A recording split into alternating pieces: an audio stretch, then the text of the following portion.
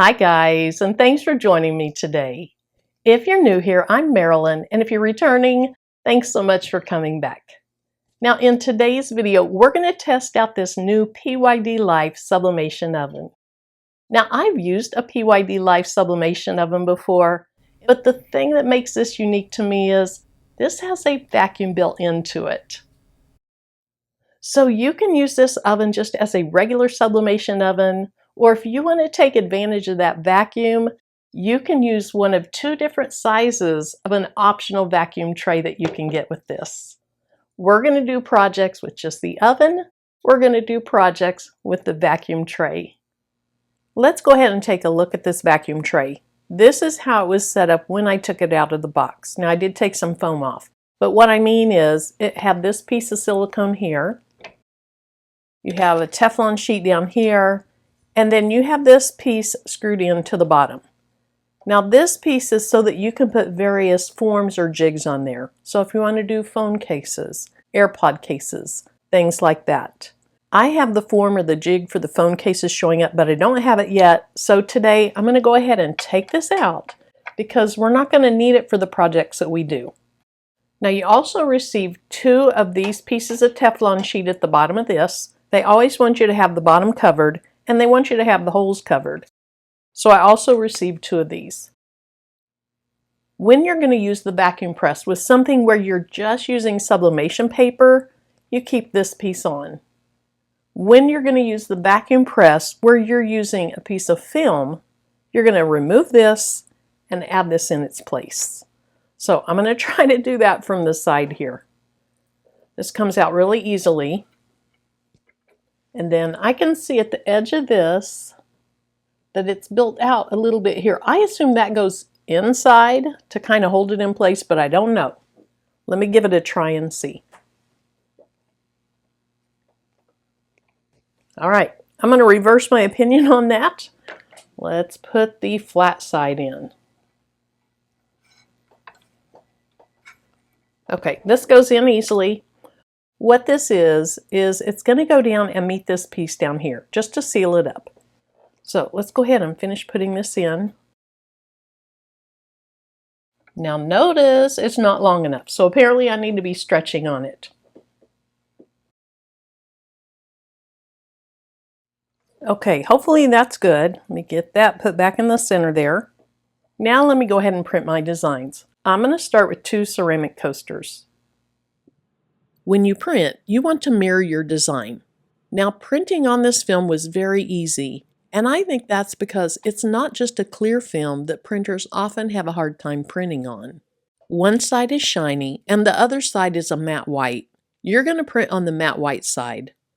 I use the semi-gloss photo setting as my preset, and this film is an A4 paper size, which is slightly different than regular letter-sized paper. Once it prints out, the instructions say to lay the film on top of your heated oven to help the ink dry. Now the display panel on this oven lights up when you plug it in. Also notice there are 6 different modes on this oven. You can use one of those, or you can just put in the time that you want to use. Now in looking at the instructions, I don't see anything for ceramic coasters, so we're going to have to try to guess at this. What I do know is I want it to be about 356 degrees. Based upon the experiment that I did when I was actually using the thermometer to see what it was up to, I think I need to set it for about 375. So I'm going to go ahead and hit this button right here. That's for temperature. Then I can use the down arrow to get that down to 375. And I think if you hold it for very long, it's going to do a fast decrease or a fast increase. We'll test that just in a little bit.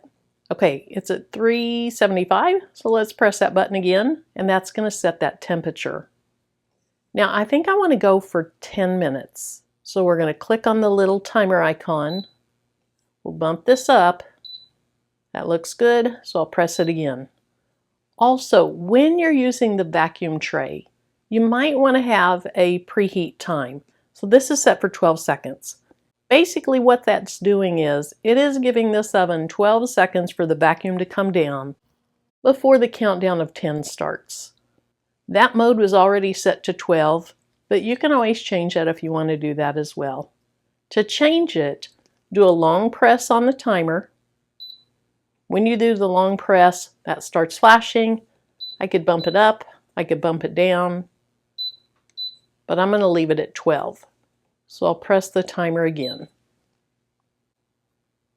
To start the oven, you're going to press right here. It looks like a play button. So let's go ahead and have this start heating up. So the way this is going to work is I'm going to have my 2 ceramic coasters down here. My print will be ink side down, and I have to put some holes in it where these pins are. There's 4 pins, and these openings are going to come down onto those pins. So I'm not going to worry about where the coasters are right now.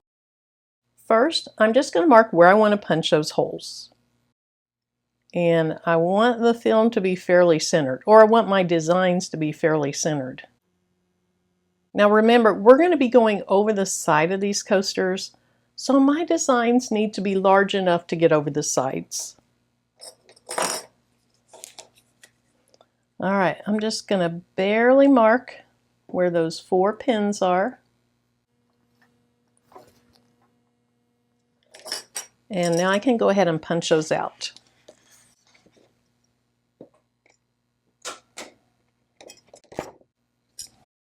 So that's what it looks like. I'll go ahead and do the other 3 and then I'll be back.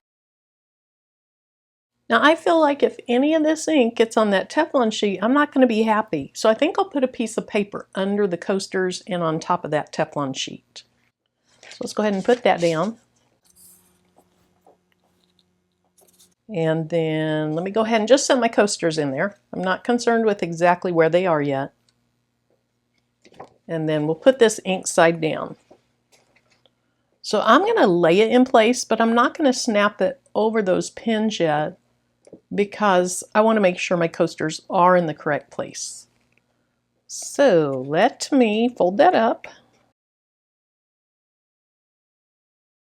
All right, let's go ahead and try that. So I need to get all these put over the pins.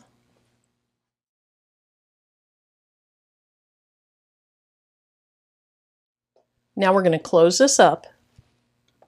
And it feels like it's getting caught on those pins. So I'm just going to put a little more pressure on it. There it went. And then to get this down tight, you have this piece right here. So we're going to push down on the top and we're just going to roll this up into place. And it is a little bit of a struggle.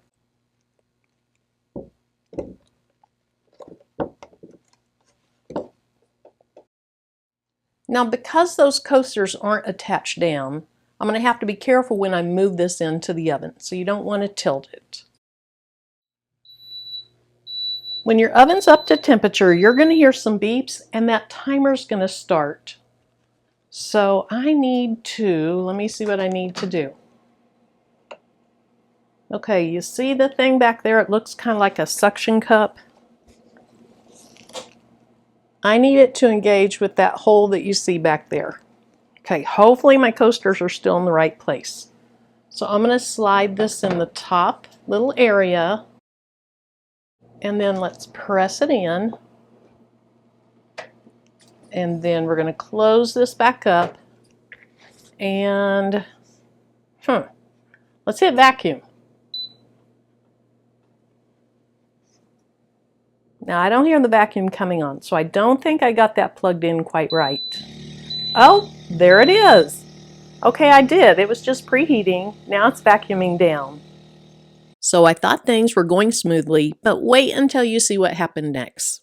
The handle that holds the vacuum tray together came unlocked. So apparently I didn't have it locked down quite right. I'll show you what I mean in a bit.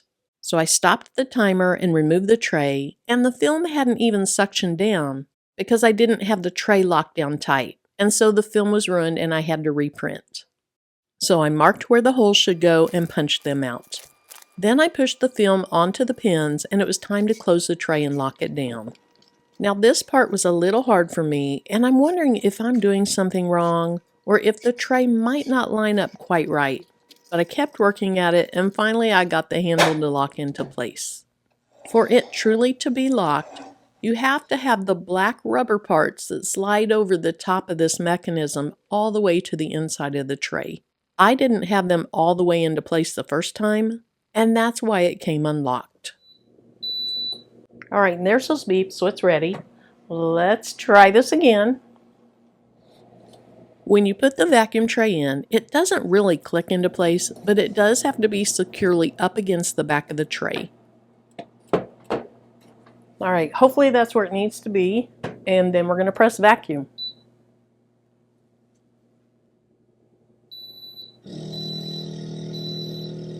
All right, I don't know if you can see it in the camera, but I saw that actually suck down where it's supposed to be, so I think we're good this time. When I started using this vacuum tray, I wasn't really sure where to grab it to remove it, but over using it a few times, it did become a little easier. Also, if I wasn't trying to remove it from the side so that I stay out of the view of the camera, I'm sure it would be easier as well.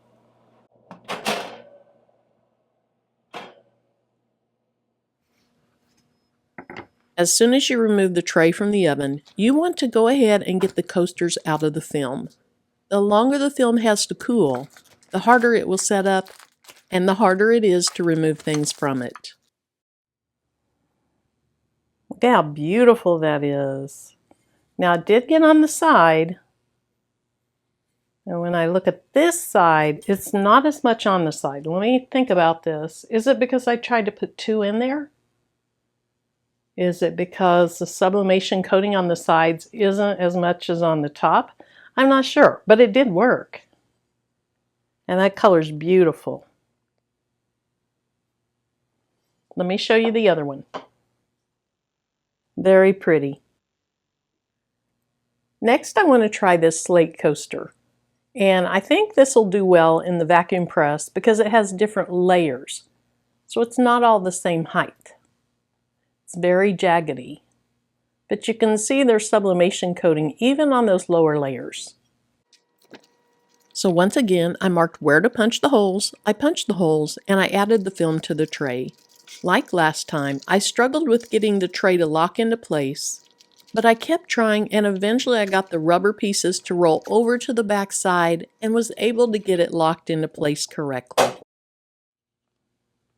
The manual for this does have instructions for a photo slate. You can see them right here. And it says 356 degrees, so I'm going to keep it set at 375 for 13 minutes. Seems like a long time, but let's follow their instructions. So now I'll put the slate coaster in and press the vacuum button. This time I had everything just how it needed to be and the process went very smoothly. Now don't judge your projects by the color of the film when you're done. The film isn't going to get to the same vibrant color that your sublimation blank is. And when I remove this slate coaster, you're going to see exactly what I'm talking about. Look how beautiful these colors are.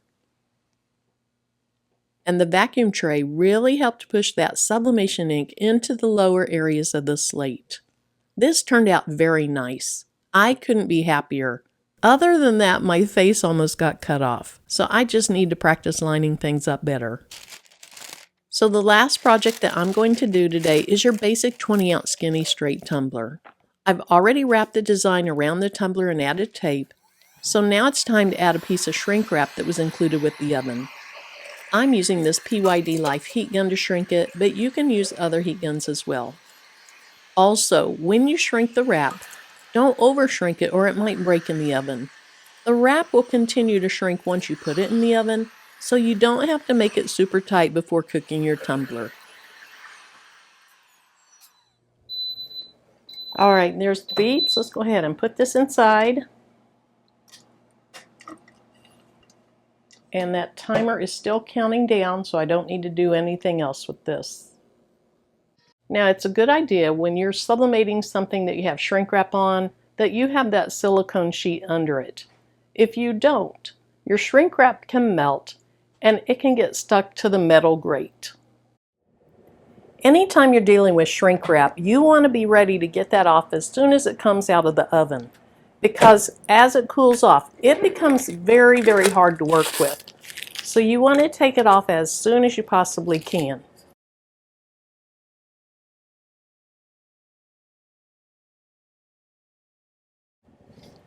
Okay, this isn't nearly so bad now. Let me go ahead and finish this. What I was talking about, but I'll probably fast forward through it, is when you're using shrink wrap and you get it out of the oven, it's pliable. But once it cools off, it gets very brittle. And sometimes it'll just flake off in pieces. So you want to try to get that shrink wrap off just as soon as you possibly can. Oh my goodness. Look at how beautiful that is. Now, if you want to see about taping and all of that, I have a ton of videos.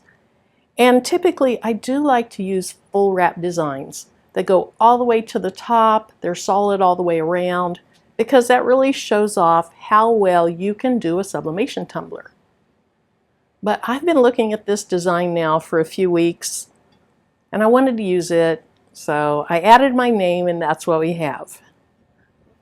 Look at the colors. So it's the day after I filmed my video, and I was thinking about the sides of the ceramic coasters. I looked for a different brand of sublimation coasters in my craft room, and I found a coaster by Trans. But instead of having a glossy finish, it had a flat matte finish. So I printed out another design that I could try out on it. This was my first time to use a flat matte ceramic coaster, and boy did it not disappoint. Look at the beautiful colors, and a matte finish has such a different look. And the side sublimated as well. This is just beautiful. And in case you want to see what the film looks like when it's done, here it is. You can see that the vacuum press really did what it was supposed to do. Now this video's gone on long enough, so let's go ahead and wrap this up. But I did want to show you the projects one more time. We have the slate coaster, and I love how that color got down into the various layers of the slate. That looks great. The tumbler looks great. Now one thing I want to point out, these three leaves are kind of gray instead of black. The splats are also dark gray, and that's in the design. That didn't have anything to do with the sublimation oven. Then we have the first two coasters that we did. The colors are pretty, but remember the sides didn't get as colorful as I would have liked to have seen. And I honestly believe that's in the coating in these coasters. So then I found another coaster, and I think the sides of this look better. And when I looked at that film, you could tell that the film really was on the sides, and it was tied up against the sides. So I don't feel like that's the fault of the vacuum press at all. Now, if you've made it this long, you're probably kind of serious about sublimation. And so I have one more clip. If you're new to sublimation ovens, or maybe you have a sublimation oven, but you're just not getting the results you'd like to see, stick around for the last 30 or 40 seconds. I'm going to tell you what I've found out about the heat variances in a sublimation oven, whether that's a dedicated sublimation oven or an oven that you bought off the shelf at Walmart. And then lastly, the sublimation that I showed today, it comes with one size of vacuum tray. In my instructions, there was a second vacuum tray, but that vacuum tray doesn't actually come with this bundle. It was for a different and older PYD Life sublimation oven that you could add a vacuum to the back of. You had to modify your oven. So thank you so much for joining me. I hope you have a great rest of your day, and until my next video, bye-bye. Now, I've used several different sublimation ovens, and some of them have just been regular countertop convection ovens. But what I want to let you know here is that none of them were actually accurate. And what I mean is, what I set the temperature to is not the actual temperature that I'd get. So I like to test any sublimation oven that I'm using against a thermometer. What I do is I set the oven to a certain temperature, and then I take notes on what temperature it actually got to. And I do that using a few different temperatures. So if you're using a sublimation oven and you're getting less than ideal results, you might want to check your temperature against a thermometer.